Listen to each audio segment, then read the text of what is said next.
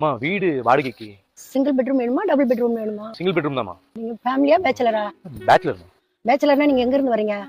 என் ஊர் திருச்சிமா. திருச்சில இருந்து வந்து இங்க எங்க இருக்கீங்க இப்போ? இல்லம்மா இங்க தங்கி இருக்கதான் கேட்டிருக்கேன். எனக்கு ஐடில வேலை கிடைச்சிருக்கு அதான். அப்படிங்களா? ஃபேமிலி அப்பா அம்மா எல்லாம் இருக்காங்களா? அப்பா அம்மா இருக்காங்கம்மா. உங்க அப்பா என்ன பண்றாரு? அப்பா ரயில்வேமா. அம்மா? அம்மா ஹவுஸ் ஒய்ஃப். உங்க கூட பிறந்தவங்க எல்லாம் யாரும் இல்லையா? இல்லம்மா சிங்கிள் சைல்டு. அப்புறம் இங்க வந்து தங்கி என்ன பண்ண போறீங்க? அம்மா சமையல்லாம் செய்ய தெரியுமா உங்களுக்கு?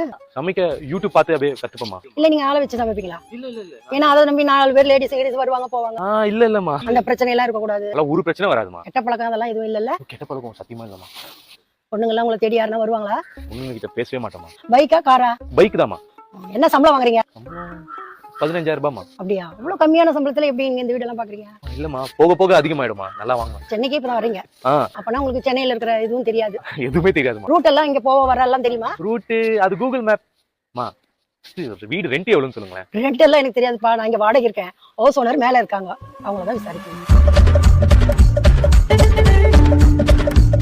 வாடகைக்கு